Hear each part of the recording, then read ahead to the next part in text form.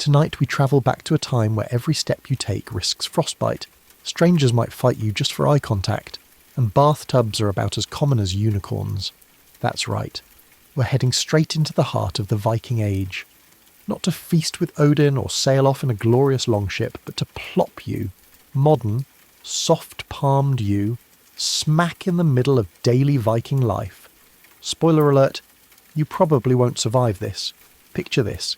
You wake up lying in a crude wooden hut. No mattress, just a pile of straw poking into your back. It's below freezing outside, and inside it's maybe 2 degrees warmer. Your breath fogs the air. You reach for your phone. Nope, not here. What's here? A smoky hearth, 1 fur blanket, and the sound of a rooster that sounds like it smokes 3 packs a day. And it's not even yours. So before you get too comfortable, hit like and subscribe, but only if I've earned it. No pressure, no hard feelings. And hey, drop your location and local time in the comments. I want to know where and when you're listening from. Now go ahead and dim the lights. Maybe curl up with a blanket and let's ease into tonight's journey together. You sit up, your joints creaking like old floorboards. You're barefoot. Big mistake. The floor is stone cold because it's, well, actual stone. And no central heating here, friend. The hearth embers have long since cooled, and the single blanket you just dropped was about 80% of your insulation strategy. You immediately regret every time you've ever said, "I love cold weather." You shuffle to the doorway, ducking beneath a timber beam so low it makes you wonder if Vikings were all 4 feet tall. Outside, snow, slush, ice, mud, and a wind that slaps your face like it owes you money. There's no driveway, no Uber, just a muddy footpath to more huts, and a whole lot of grim-looking people glaring at you like you're late for something, which you are. The village elder squints at you. He's wrapped in what looks like 20 layers of animal skin, with a beard that could house small rodents. He mutters something in Old Norse, a language you obviously don't speak, and points at your feet. Yeah, turns out walking around barefoot in Viking-era Norway is kind of a red flag.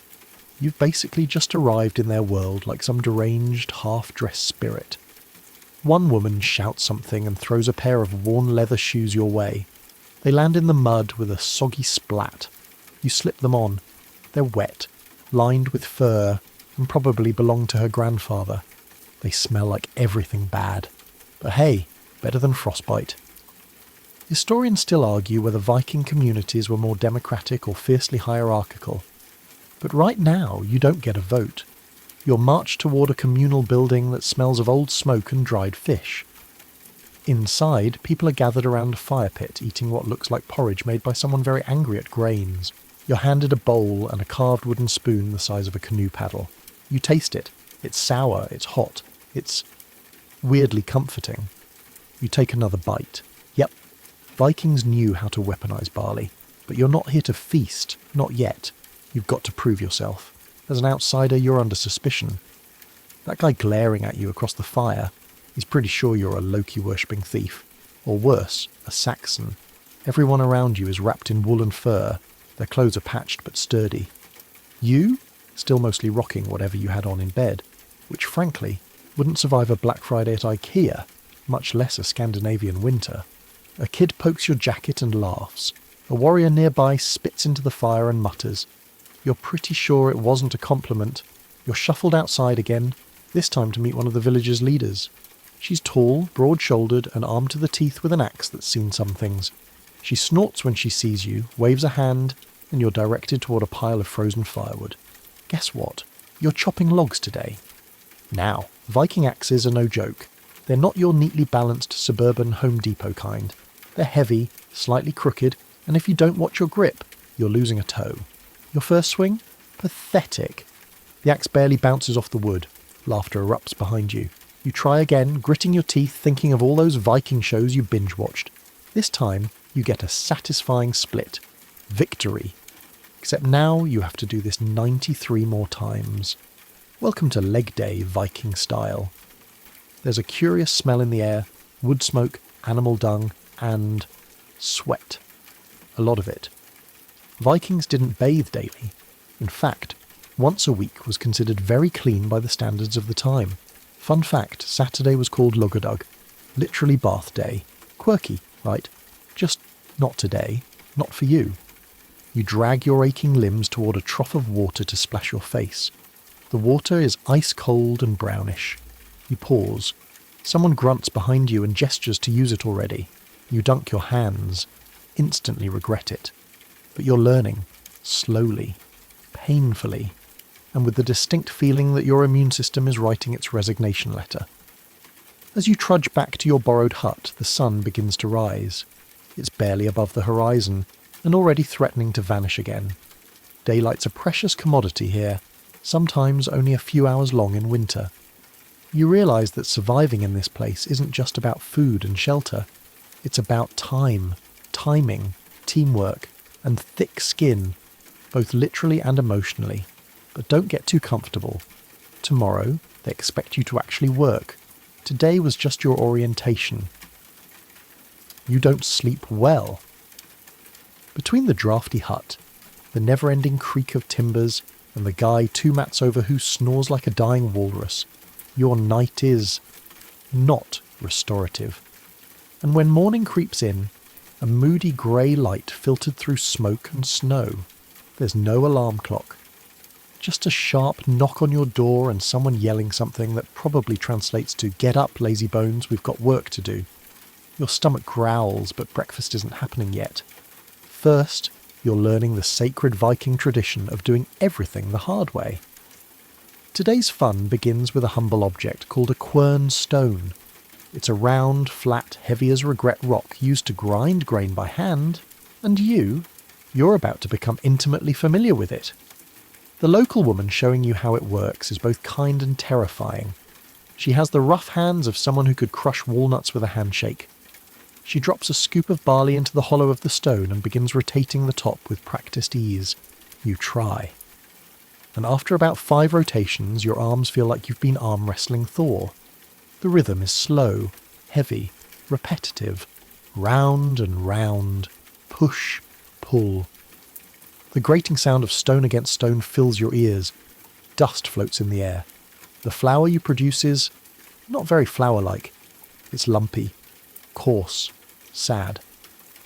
She shakes her head and gives you a look that says, "Even the goats could do better." You nod. You agree. Grinding flour like this takes hours, and that's just to make a single loaf of the tough, dark bread Viking survived on. You're pretty sure your morning cereal never involved this much upper body trauma. As your back starts to ache and your mind starts to wander, you begin to understand just how long a Viking day really is. Outside, people move with purpose. Men and women hauling wood, feeding livestock, mending nets. The idea that Viking women stayed home doing embroidery is, how shall we put this, absolute nonsense. Everyone works. All the time. If you're not working, you're either dead or about to be yelled at. Now here's a fun fringe tidbit. Some evidence suggests the Vikings may have used human urine in the bread-making process to help with fermentation.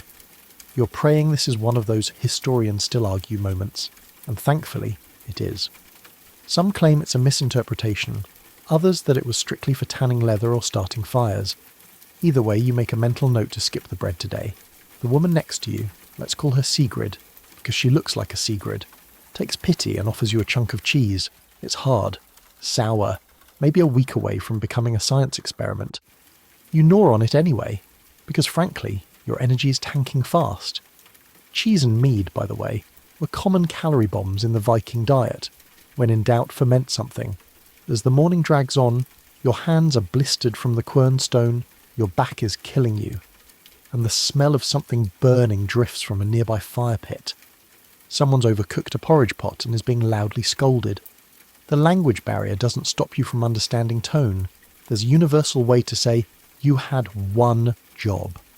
Suddenly the village quiets. A horn sounds. You look up, startled, and follow the locals outside.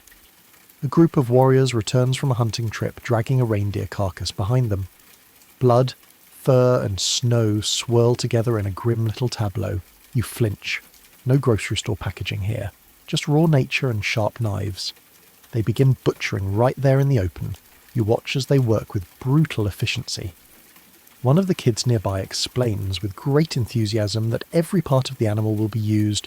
Meat, organs, hide, even the hooves. Waste is not an option. You glance away just in time to miss the part you really didn't want to see. "Want to help?" someone asks, grinning.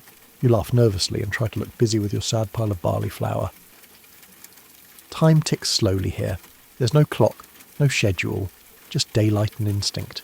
You notice how people move in tune with nature. Meals are whenever food is ready. Work stops when it's too dark to see your hands, and socialising happens around fires, often while still doing some kind of chore. Knitting, mending, sharpening tools. You don't just hang out in the Viking Age. That concept doesn't exist. Your break is short-lived. You're given a rough cloth bag of grain and told to carry it to the storehouse. It's heavy, somewhere between awkward suitcase and oh no my spine. You stumble, slip in the slush, and nearly fall. Someone laughs. You laugh too, but inside, your legs are filing a formal complaint. And the storehouse? A dark, raised wooden structure filled with sacks, hanging fish, and more dried meat than you'd think necessary. Smells like jerky and mildew. You're told to stack the grain near the back. The floor creaks. A rat scurries by. You freeze. Someone nudges you forward. Rats are part of the deal. So is mould. And possibly frostbite. By midday your hands are cracked from cold and effort. Your shoes, still wet from yesterday, have rubbed your heels raw, and you've somehow managed to smear ash across your face like a very clumsy warrior in training. No one tells you. You walk around like that for hours, then someone hands you a crude horn filled with lukewarm liquid. You sip. It's bitter, slightly alcoholic, and makes your eyebrows twitch. Ah, Viking ale. Made with barley, herbs, and whatever else was lying around. Tastes like it. Finally you hear something that makes your heart flutter. It's time for the midday meal. You trudge toward the fire pit, aching, freezing, and slightly delirious. Whatever's in that iron pot smells like heaven compared to everything else today. Maybe, just maybe, you've earned a few bites. But just as you sit down, someone hands you another sack of grain and points toward the quernstone. Round 2. Because in the Viking Age, the grind never stops. Your arms are noodles. Your shoulders scream in protest. And your stomach is doing its best impression of an angry walrus, growling at the injustice of running on cheese fumes and lukewarm ale. Welcome to breakfast, Viking style. Except breakfast here isn't a lazy avocado toast moment. It's more like a mild survival challenge. You slump down near the hearth, eyeing a wooden bowl handed to you by an elderly woman with a face like folded leather and a surprisingly gentle smile. Inside the bowl is something grey. Lumpy. Steam curls from it in little wisps. It smells faintly sour and smoky, like someone left oatmeal too close to a campfire, then dared it to ferment. You poke it with a spoon. It wobbles. You take a bite. It's porridge, but with a vengeance. Thick with barley and bits of dried fish. Not flakes, chunks. And a mouthfeel that suggests chewed already wouldn't be a wild guess. But it's warm, and it fills you up fast. A few spoonfuls in, your stomach starts quieting down, comforting in a gritty, vaguely tragic way. Around you, others are digging in with the focus of people who know this is probably the biggest meal they'll get today. Food isn't constant in the Viking Age. It's seasonal, unpredictable, and hard-earned. You hear someone nearby talk about how last winter a storm ruined the salted cod stash and half the village lived off dried seaweed and goat cheese. For 3 weeks. You're not sure which part of that sentence is worse. The child offers you something else, a sort of flatbread disc that looks like it was baked in someone's shoe. It's dense, hard, and has the exact flavour profile of not dying from starvation. You gnaw politely and thank the kid, who seems delighted you didn't spit it out. Small wins. Now here's a historical fact to chew on while you chew. Viking meals were rarely just one thing. Porridge was often flavoured with scraps of leftover meat or vegetables, whatever was around. Sometimes it was sweetened with honey, if you were lucky. More often, it was just sour from fermentation, thanks to those clever little bacteria parting in the grain. And speaking of fermentation, you spot another bowl making the rounds. It's full of skyr, a kind of ancient Icelandic yogurt, thick, tangy, and deeply divisive among the villagers. One guy devours it like pudding. Another turns green after a sniff. You try a spoonful. It's sharp, creamy, not terrible. A bit like Greek yogurt if it went on a spiritual journey through a root cellar. But here's where things get truly weird. Just as you're congratulating yourself for surviving the Viking breakfast buffet, someone brings over a clay vessel.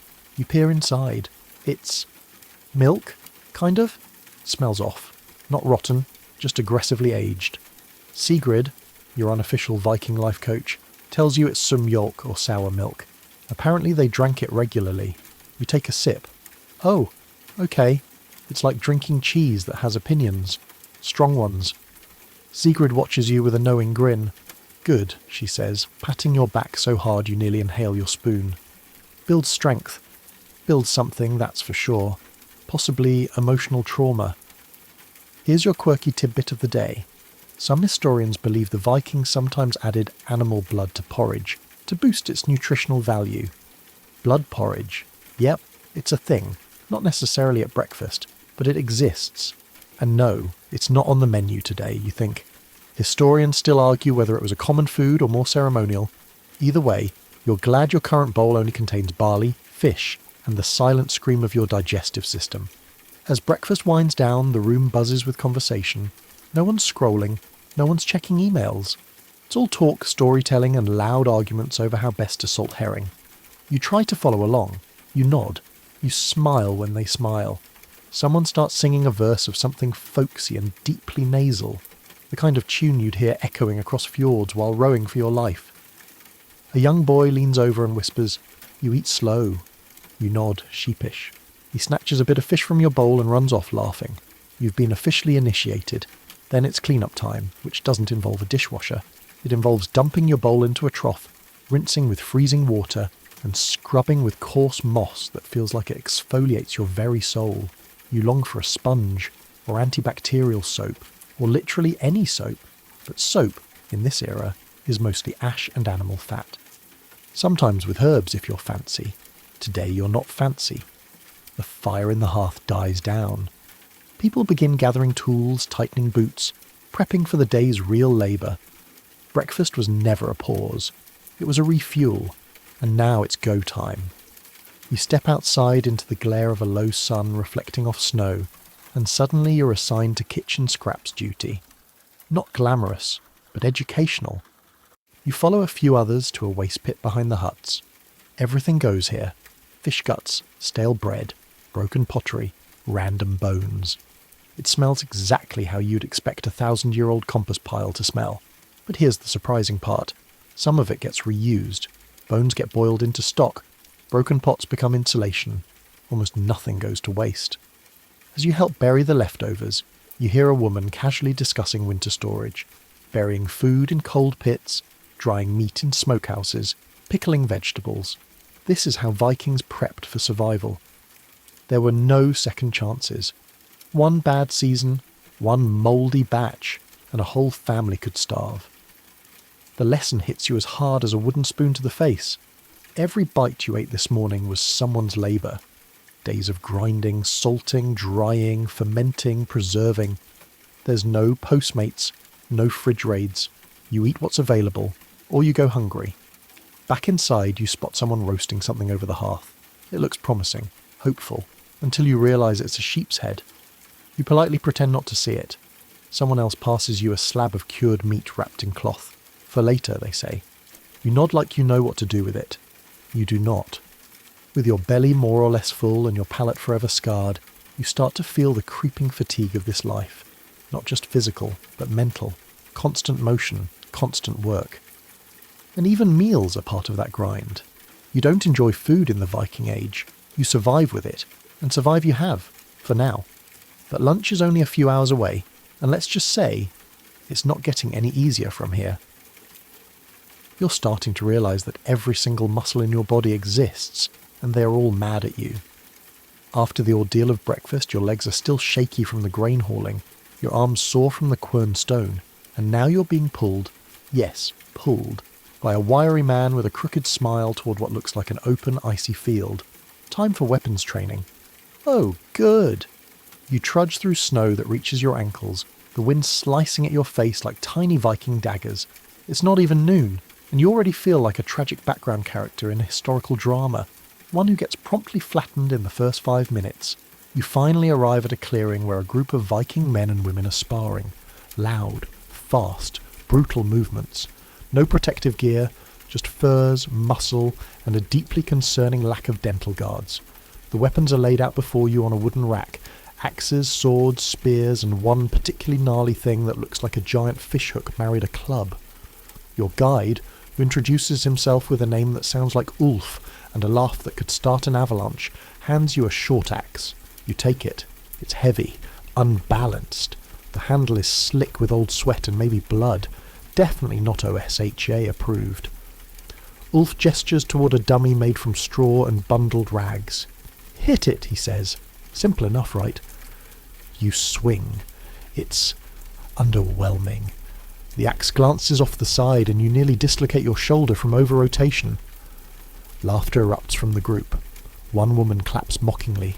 Another mutters something that, based on tone alone, probably translates to, "We should have left him in the snow." You try again.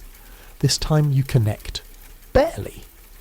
The blade embeds halfway into the dummy's chest and gets stuck. You yank it free, stumbling backward. Your forearms feel like rubber. Ulf nods. Better, he grunts. That's high praise, you think.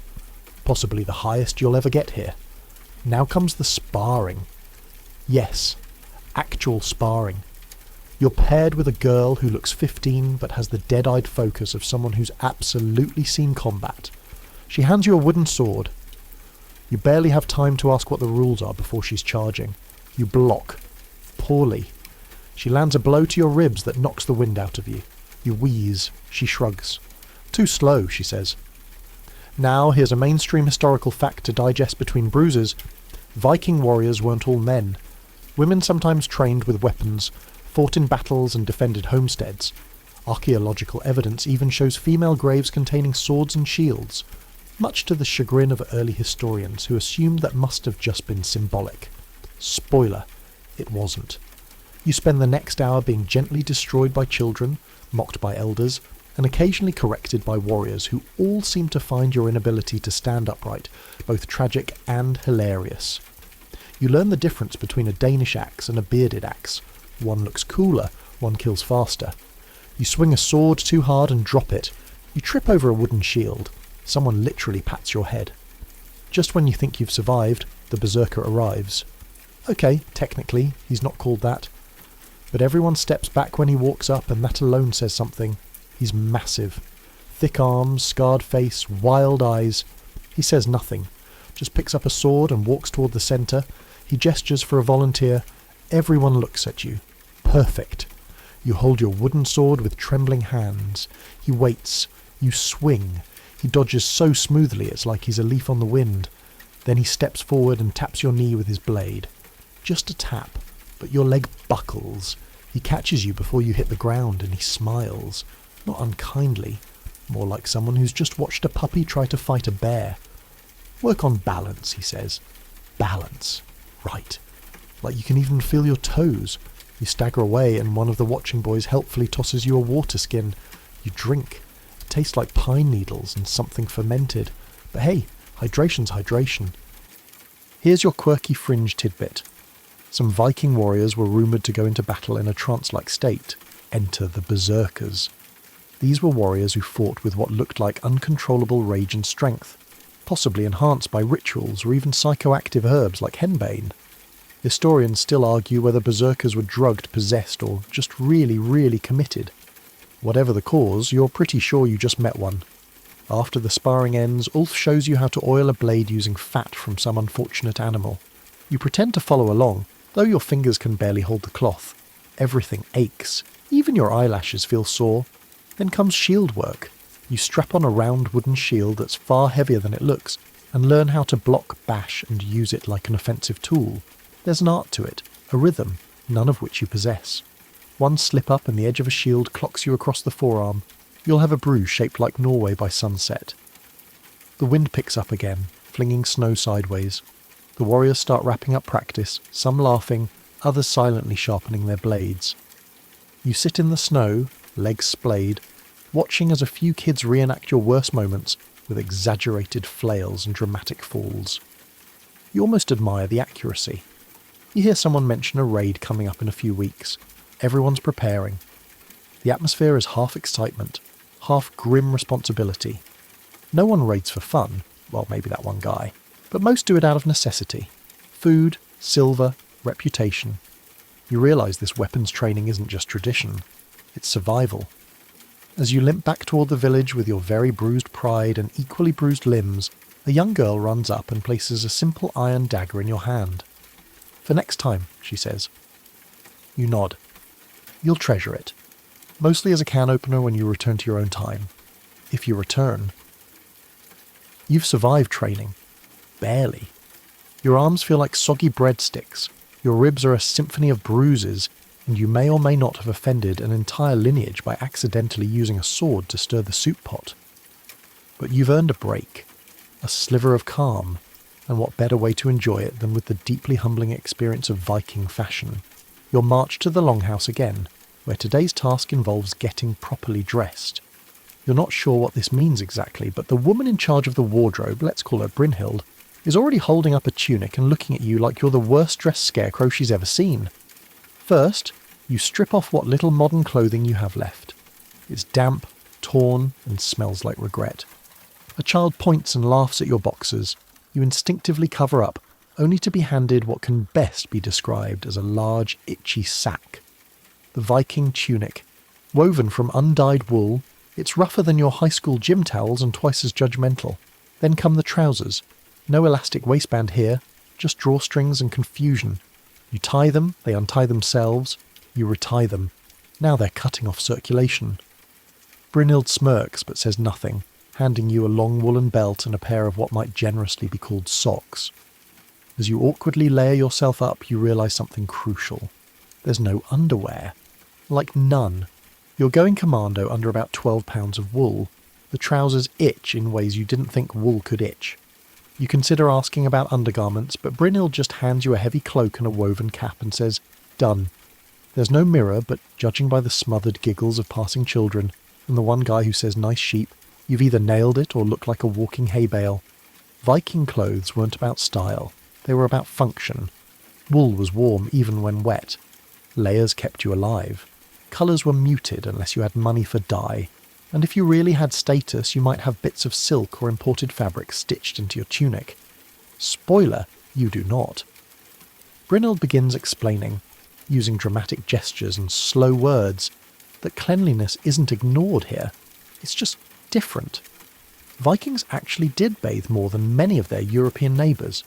Once a week, usually Saturday or Loggadag, remember, they'd hit the bathhouse. Problem is, it's currently Wednesday, and you've already built up a funk that could strip paint. Instead, you're handed a horn comb. Yes, a comb. Made of animal horn, used for delousing. The person who hands it to you does so without a hint of irony. You want to laugh, but you start scratching, and suddenly the humour fades. A boy with very unfortunate timing walks by and casually mentions that people sometimes rubbed animal fat or ashes into their hair to clean it. Or hide the lice. Hard to tell. You take the comb and vow to avoid touching your scalp until you're safely back in the 21st century. Time for shoes. Again. This pair isn't wet, but it's stiff and smells like smoked hide left in the sun too long. The soles are flat. No arch support. Definitely not orthopaedic. You struggle to walk without shuffling. Brynhild watches your awkward strut and mutters something that sounds suspiciously like newborn elk. Here's your historical nugget for the day. Viking garments were often fastened with brooches, pins or woven cords. Buttons weren't a thing yet. You'd have a fibula-style clasp if you were lucky. The average Norseman used whatever worked. Thorns, leather ties, sometimes even fish bones. It was a vibe. A functional, itchy, highly flammable vibe. A few of the village elders start inspecting your ensemble. One of them pulls on your cloak, adjusts the drape, and grunts in approval. Another lifts your hem and reveals your poorly tied trousers, sighs deeply, and walks away. Brynhild slaps your hand away when you try to roll up the sleeves. Apparently that's not done. Outside, the wind has picked up again. Your new outfit is warm, yes, but also heavy. Every movement takes effort. You bend over to tie your shoes and nearly lose your balance. You feel like a poorly constructed scarecrow. Here's your quirky tidbit. Some Viking men wore eyeliner. Coal, made from crushed minerals. Not for fashion, but to reduce glare from the sun reflecting off snow and water. Imagine that. Viking warriors with smoky eyes. You look around and suddenly realise some of them still do. One guy even has symmetrical lines. You're impressed and slightly jealous. Brynhild leads you to the livestock pen. Apparently, now that you're properly dressed, it's time for chores. But before you go, she dabs something on your wrists. You sniff. It's sharp, herbal, and slightly minty, you ask. She shrugs and says, juniper, good for lice, or demons. Possibly both. You nod solemnly and try not to question it. Historians still argue whether cleanliness was seen more as a spiritual ritual or a health practice in Viking society. Some say it was about looking presentable for the gods. Others say it was to avoid infections. Either way, you're beginning to understand why they invented Saturday Bath Day. As you shuffle off to wrangle goats or haul buckets of something disgusting you've stopped asking, you glance down at your itchy sleeves, your worn leather boots, your tragic wool pants. You are, for better or worse, dressed like a Viking, and you are very uncomfortable. You're starting to understand why every Viking you've met so far looks vaguely furious. It's not the constant cold or even the casual violence. It's the chores. Endless, relentless, completely thankless chores. And now, lucky you, it's your turn to spend the afternoon knee-deep in what historians politely refer to as daily life, and everyone else would just call smelly chaos. It starts with a bucket, a wooden one, leaky, heavy. You're told to fill it with water from the stream at the edge of the village. Sounds simple, right? Except the stream is a quarter-mile away, down a slope that's essentially a mudslide laced with goat poop. You slip twice. At one point, a chicken attacks your ankle. When you finally return, soaked and filthy, your reward is being handed a second bucket. And that's just chore number 1. Next, you're directed toward the animal enclosures. Feed the cows, someone says, which seems easy enough until you realise cows in the Viking age don't resemble the chilled-out dairy queens from your local petting zoo. These are cranky, underfed, frostbitten tanks with hooves. One of them looks at you like she's evaluating your insurance policy. You toss her some hay. She snorts, sneezes, and nails you with cow snot right in the chest. Excellent. There's a girl next to you, maybe 12, effortlessly balancing a pail of slop in one hand and scratching a pig's head with the other. She laughs at you and says something that probably translates to, "You smell like fear." You try to laugh with her, but a goat tugs on your tunic string and nearly undresses you in front of the livestock, and oh, the smells! Imagine a stew made from wet hay, manure, unwashed fur, and despair. It clings to everything. Your clothes, your nostrils, your will to live. You try to breathe through your mouth, which turns out to be worse. So much worse. Midway through, cleaning out a sheep stall with what can only be described as a glorified stick, someone hands you a bucket filled with something. It's yellowish, foamy, and warm. You pray it's soup. It is not soup. It's urine, fresh from a cow. For tanning, they explain cheerfully. You nod, because of course. Cowpea. Why not?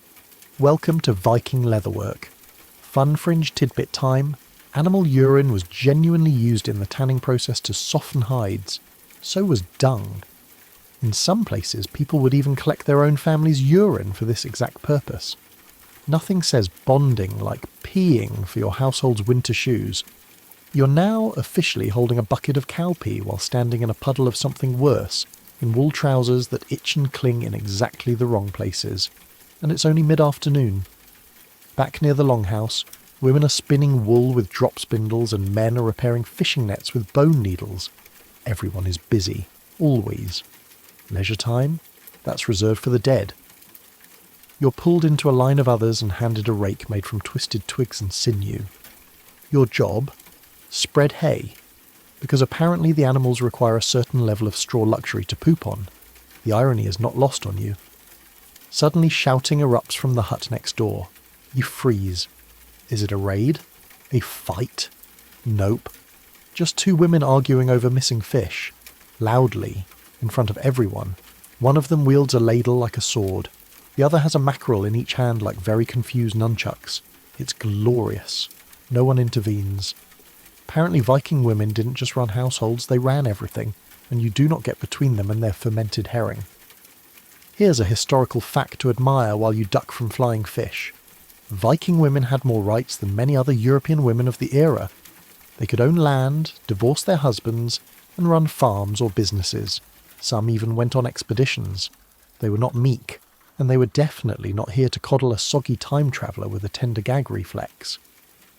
As the sun starts to dip, slowly, reluctantly, like it too, is tired of this day, you're sent to help prepare for the evening meal. That means gathering herbs, chopping root vegetables, and helping skin a fish that looks like it swam straight out of a nightmare. Its teeth are still intact.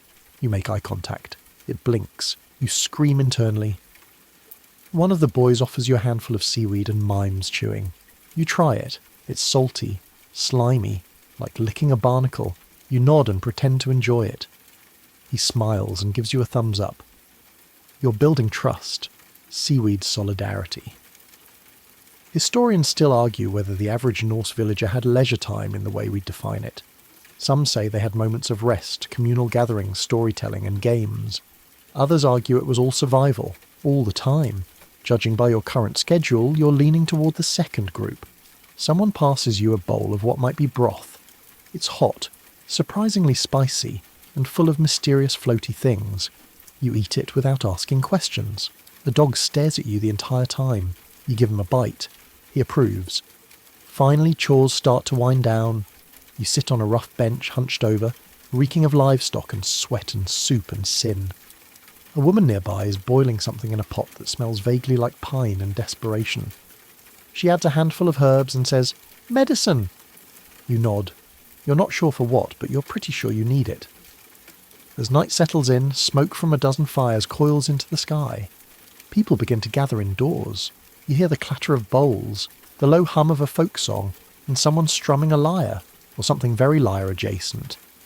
You've survived a full Viking afternoon, and all it cost was your dignity, your sense of smell, and possibly your favourite socks. You were hoping the evening would bring some peace.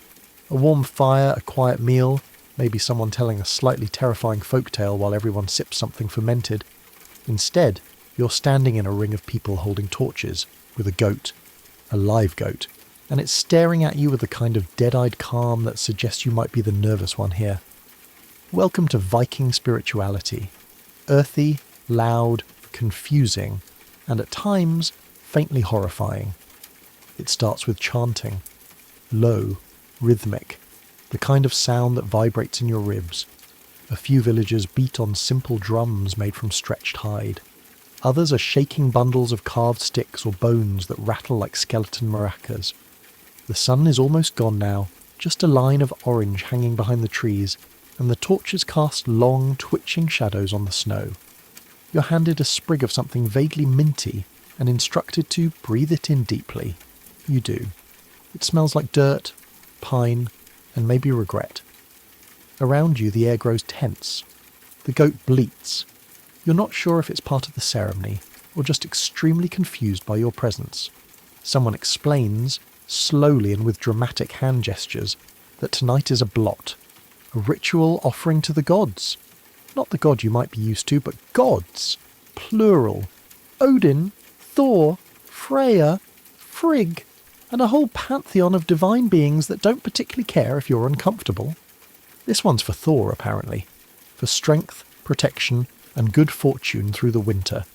You're asked to touch the goat. You hesitate. The goat stares harder. You gently place your hand on its back and whisper, "Please don't take this personally." A few villagers chuckle. You're not entirely sure this isn't a test. Then the chanting swells. A man in a bear pelt steps forward, clearly the goth of the group, and lifts a carved staff. He recites a prayer in Old Norse that sounds both beautiful and slightly threatening. The goat bleats again, louder this time. You inch backward slightly, wondering if you're about to witness something you're definitely not emotionally equipped to process. And here's your historical fact. Viking religious practices were closely tied to nature and daily survival. They held seasonal rituals, offered sacrifices, sometimes animals, sometimes just food or drink, and believed strongly in fate, omens, and the presence of unseen forces in daily life. These ceremonies weren't rare. They were a core part of community life. The goat, to your immense relief, is not sacrificed tonight. Instead, someone pours mead over its back and then offers it a treat. The crowd cheers. It's symbolic. This time, you exhale. But not all is peaceful. A few villagers are now drawing symbols in the snow. Runes, angular and precise. They mutter prayers or intentions under their breath. You're invited to draw one yourself. You pick one at random from the carvings and recreate it in the snow with a stick. Sigrid peers at it and squints. "That one's for fertility," she says, smirking. You freeze. She laughs. "Too late now," she shrugs. Here comes your quirky tidbit. Some Viking communities believed in land spirits that protected specific places. Before building a home or farm, people would sometimes leave out offerings of butter, ale, or bread to appease these unseen guardians. If things went badly, bad crops, sick animals, they might blame it on a failure to respect the spirits. You glance nervously at the goat. Might be time to offer it your last piece of flatbread. The ceremony continues. Someone pours mead into a ceremonial bowl and invites everyone to sip. You're hesitant, but you don't want to offend Thor. The mead is strong, sweet, and tastes a little like it was brewed in someone's bathtub. You sip. Your lips go numb. You sip again. Warmth spreads through you, and suddenly the flickering torches and chanting don't seem so creepy. They seem cosy. Historians still argue whether all Norse rituals were this theatrical, or if much of what we think comes from later sagas written long after the Viking Age ended. Some say these gatherings were simple and practical, others that they were elaborate, emotional affairs meant to inspire awe and unity. Tonight, it feels like a little of both. After the formalities, things loosen up. There's more singing, louder now, slightly slurred. Drums beat faster. People start dancing, hopping in circles around the fire, throwing pine cones, howling at the moon. You're pulled into a circle before you can protest. Someone hands you a bone rattle. You shake it with mild panic. It's not rhythmically correct, but it is enthusiastic. The stars begin to crowd the sky, bright and sharp above the smoke. Someone points out constellations. Not Orion. No, these are the Viking ones. They see different stories up there. A serpent, a ship, a giant. You try to see what they see. It's oddly soothing. You feel small, but in a way that makes sense. Eventually things wind down. The fire is stoked to keep the cold at bay. People sit close together, passing around the last of the mead and telling stories. Myths of gods who transform into animals, tales of sea monsters, of spirits in the woods. One elder swears she saw a draugr, a kind of Viking zombie by the river last winter. Everyone laughs, nervously. You sit, wrapped in your cloak, exhausted and weirdly content. You survived the ritual. You didn't accidentally insult any gods. And the goat is still alive. All things considered, you're calling this one a win. But as you settle in for the night, someone leans over and whispers, "Tomorrow, boat duty." You nod sleepily, then the words hit. Boat duty. You wake up with a wooden spoon stuck in your hair and a goat sniffing your face. It bleats softly, possibly judging you. The sky's still grey, the air sharp and wet, and your entire body feels like it spent the night wrestling tree roots. Because it did. Straw bedding is nature's mattress. If nature was spiteful and had something against spinal alignment. But none of that matters, because today, it's boat duty. You're not a sailor. Your experience with boats is limited to inflatable pool toys and maybe that one rented paddle boat on a serene lake. You'd hoped to spend your life gently avoiding seasickness. Not anymore. Because Vikings, they live and breathe by the sea. Their longships are their pride, their power, their Uber, their war machines. And today, you're crewing one. You're led down a path through misty pine trees, mud clinging to your stiff wool boots, until you reach the shoreline. And there she is, a longship. Sleek, low, carved from overlapping planks of oak, resting in the shallows like a sea serpent just taking a nap. Its bow curves into the shape of a dragon's head. Intimidating, beautiful, and completely unnecessary unless your goal is to terrify monks. The others are already prepping the ship, hauling oars the length of small trees, checking the sail, coiling ropes that look like they've survived 3 apocalypses. You stand there, uncertain, until someone tosses you an oar. It hits your chest like a falling log. Rower, they grunt. Ah, rower, of course. Here's your historical fact to row along with. Viking longships were engineering marvels. Lightweight but strong, they could sail in open seas or navigate shallow rivers. Designed for speed and surprise, they made it possible for Vikings to raid, trade and explore across continents. Some could fit up to 60 warriors, and each one had a job. Your job? Suffer. You clamber aboard, trying not to fall into the freezing fjord, and settle into a spot near the middle. The bench is slick with dew. Your feet are already wet. You grip the oar with the enthusiasm of someone who knows this will end in tears. A horn sounds and the boat lurches forward. Row. The first pull yanks your shoulders like a medieval CrossFit class. The second sends a shock up your spine. By the third, you're breathing through clenched teeth. You glance to your left and right. Everyone is calm, focused, and terrifyingly synchronized. Your oar scrapes the water awkwardly, throwing off the rhythm. The guy behind you coughs and mutters something under his breath. You're pretty sure it wasn't a great job. The ship glides out into open water, the shoreline shrinking behind you. Wind whips through your hair. The sail billows. The rowers fall into a trance-like cadence. Except you, of course. Your strokes are half a beat off. Your back feels like it's cracking in Morse code. And you're positive at least 2 of your fingers are going numb.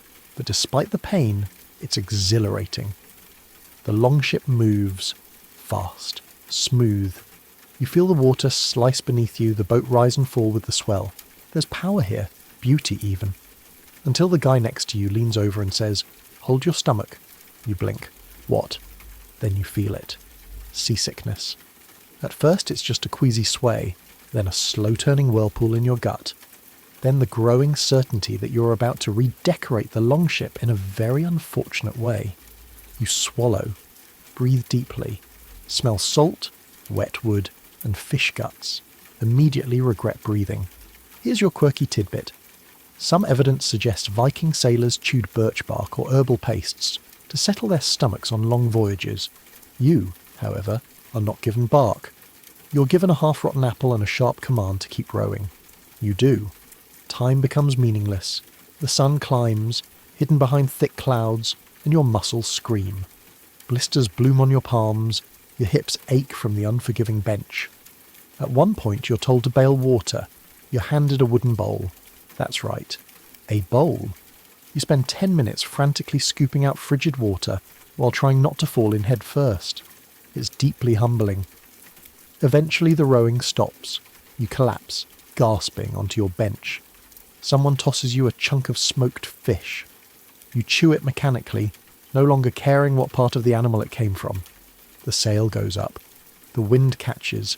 You're still moving, but now without the torment of rowing. Small mercies. The sea stretches out in all directions, dotted with grey waves and distant islands. It's cold, but there's a kind of brutal serenity to it. You sit watching gulls circle overhead, wondering how anyone could do this for weeks at a time. Historians still argue whether Viking crews rotated often during long voyages or stuck to gruelling shifts. Some accounts suggest a break every few hours. Others claim rowers could pull for days with barely any rest. All you know is your arms are done. You're roused from your fog by shouting. A net's been cast. Fishing now, because clearly rowing wasn't enough. You're handed a rope and told to pull. You do. It's slick, heavy, and full of flailing, gasping fish. One slaps you directly in the eye, another slips down your tunic. You yelp. No one helps. They're too busy laughing. You toss fish into a wooden crate now smelling like a walking fish market. When someone asks, "You ready to row back?" You pause, blink, laugh softly. They aren't joking. The return trip is even harder. The wind's against you now, and every stroke feels like dragging a boulder through molasses. Your blisters burst. Your back knots. You sweat through your tunic in the cold, and every part of you is either wet, salty, bleeding, or all three. When you finally return to shore, you collapse in the shallows like a shipwreck survivor. Someone pats your head. "Not the worst," they say. You take it as a glowing review. You limp back toward the village as the longship is hauled ashore behind you.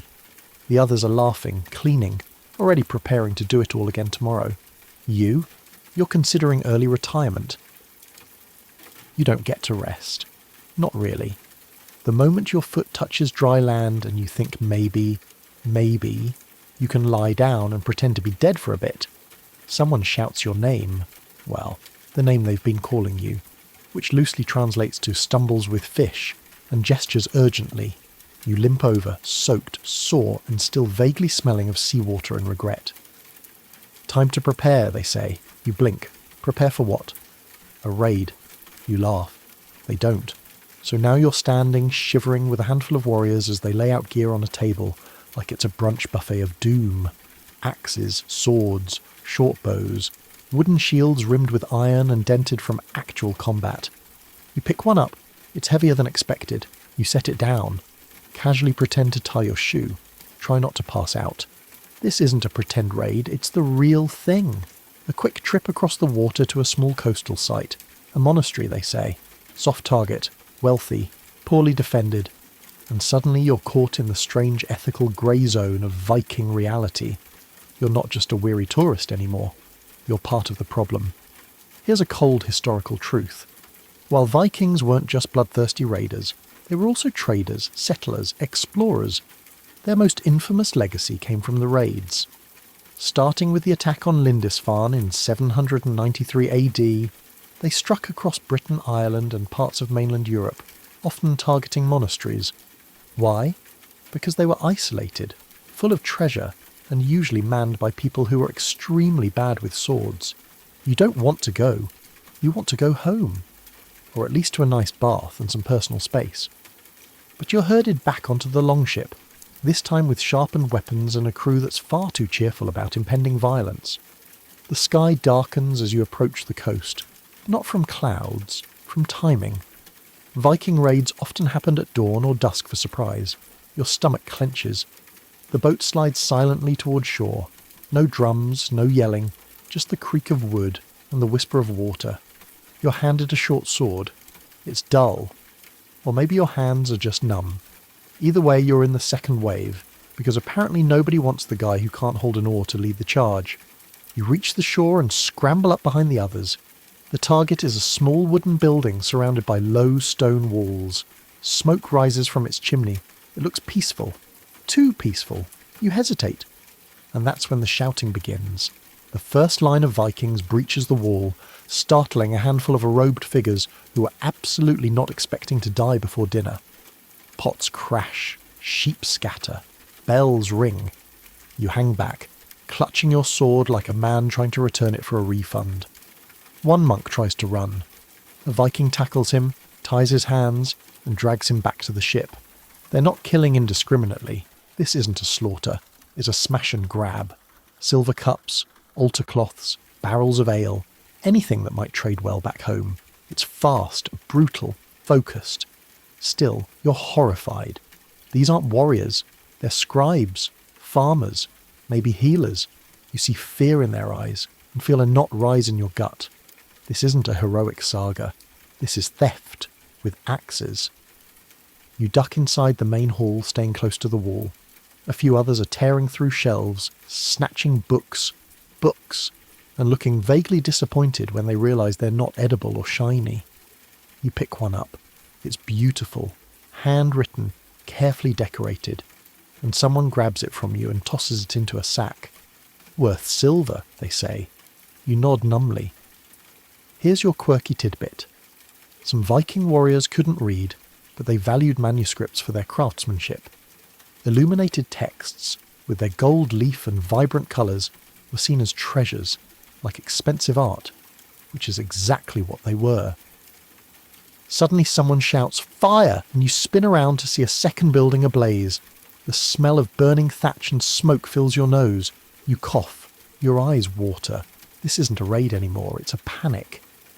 You try to help someone outside, a dazed monk with a busted ankle, but a fellow Viking pulls you away. "Leave him," they growl. "He's not ours. Not yours." The words hit hard. Historians still argue whether all Viking raids were this violent, or if modern accounts exaggerate the chaos for dramatic effect. Some believe the Vikings were more strategic, rarely killing unless necessary. Others claim they delighted in spreading fear. You've just seen a little of both, and none of it feels noble. You return to the ship with your head down. A bag of plunder is tossed into your lap. Inside, a chalice, a book cover, and what might be a stolen candle. You don't look at it. You stare out at the water, trying not to see the flames still rising in the distance. The trip home is silent. The crew is focused, tired, cold. No songs, no boasting. Just the occasional clink of treasure in a sack and the creak of the longship moving through black water. You feel filthy, not just from soot or salt, but from guilt. You didn't swing a sword, but you were there. You helped. You watched. When you arrive back in the village, the loot is sorted, counted, and divided. A share is pushed your way. You shake your head. They shrug and hand it to someone else. No drama, just business. You sit by the fire that night, silent, staring into the flames. No one bothers you. Maybe they know. Maybe they don't care. You're still an outsider. You fall asleep with the faint sound of distant singing echoing across the hills. A lullaby, perhaps, or a funeral chant. Hard to tell. You survived a Viking raid. But at what cost? You sleep like a stone. Not peacefully. More like a stone hurled off a cliff and left in a puddle overnight. When you wake, your limbs are stiff, your eyes dry, and there's a strange crust on your face that you pray is ash and not fish sauce. For a moment, you forget where you are, and then you smell the smoke, the sweat, the lingering scent of sea salt and unwashed wool, and it all comes rushing back. You are still in the Viking age. Today should be your victory lap, right?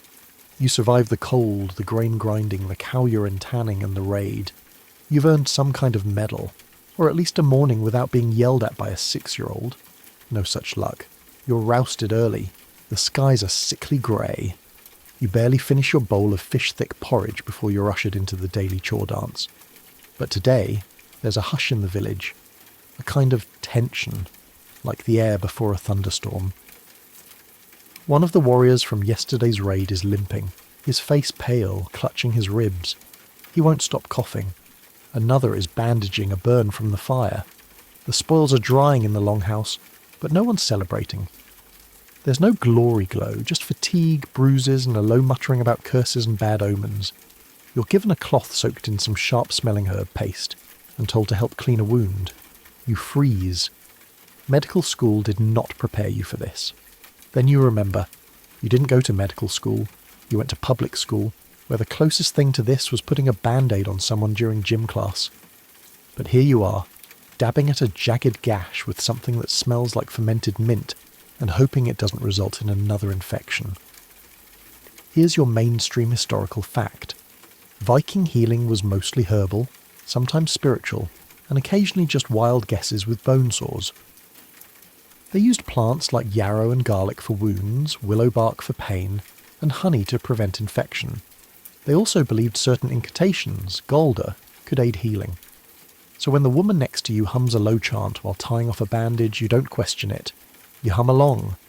After that, more chores, always more chores. You help stir a pot of mead so thick it could double as roofing tar. You chase a chicken that escapes into the firewood pile. You scrape dried fish guts off a hide. Your hands are raw, your back is toast, and just when you think it's winding down, you're handed a rake and pointed toward the communal latrine area. No one warns you. No one has to. One breath in and you're in a different spiritual dimension. You rake. You weep. You question your life choices. Here's your quirky tidbit. Vikings used moss and bits of sheep's wool for toilet paper. Not luxurious, but better than pine cones. And, disturbingly, some evidence suggests outhouse pits were occasionally checked for health reasons. An early form of, you are what you poop. Eventually, mercifully, the sun begins to dip low. Dinner is simpler tonight. Leftover root stew and a chunk of cold meat you don't remember being introduced to. You chew in silence. Everyone is tired. One woman mutters about dreams of wolves, another about a raven that wouldn't stop watching her. Omens, both. People murmur and glance skyward. The stars are slow to appear. A man begins to strum a lyre. The tune is soft, haunting. Others join in, humming. Someone tells a story of a warrior who travelled too far, crossed paths with trolls and was never seen again. The children listen wide-eyed. The adults nod knowingly. Even the trolls make sense here. The fire crackles. Someone passes a small horn of mead to you. It's stronger than usual, burns on the way down, settles in your chest like liquid courage. You need it, because it's bedtime now. And bedtime in the Viking age? It's loud. You find a place in the longhouse. It's warm, packed with bodies, furs, snoring, and the occasional livestock. Yes, a goat sleeps inside. You don't ask. You just curl up on your straw mat, pull your cloak tight, and brace for impact. Within minutes, someone's coughing. Another is sleep-talking in Norse. A baby is wailing from somewhere near the rafters. And you, sandwiched between a snoring child and a man who smells like pickled herring and iron, simply stare at the roof beams and wonder if anyone's ever died from exhaustion and social anxiety combined. The historians still argue whether Vikings slept through the night or woke midway, a pattern known as segmented sleep. Some accounts suggest they'd rest a few hours, wake for prayers, chores or intimacy, then sleep again. You don't care. You'd accept any sleep at this point, segmented or microwaved. Eventually your body gives in. The warmth of bodies, the flickering firelight, the drone of ancient lullabies and human noise lulls you into something close to unconsciousness. You did it. You lasted a day. You're filthy, sore, traumatized, and might have lice, but you made it. Almost. Because as you start to drift into sleep, a nearby voice whispers, "Tomorrow, we butcher the horse." You do not sleep.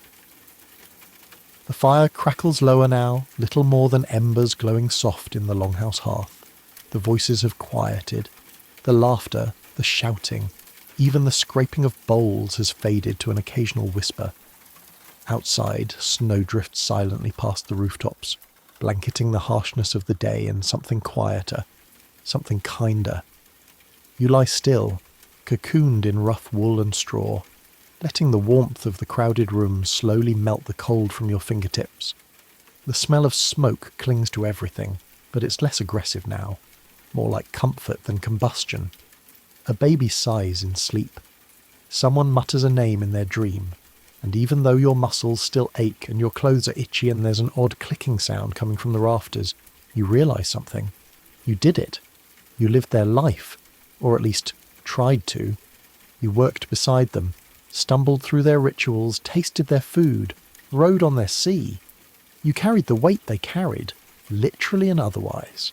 And through all the blisters and sour milk and terrifying goats, you saw something true. They were strong, yes, but also clever, community-driven, endlessly adaptive, somehow surviving the impossible, one hard-earned breath at a time. So for now, let your shoulders relax, let your breathing slow, let the strangeness of this Viking day slip into the shadows. You're back in your own soft bed soon enough. And in case you're tempted to romanticize the Viking life again, just remember the cowpea. Good night, warrior.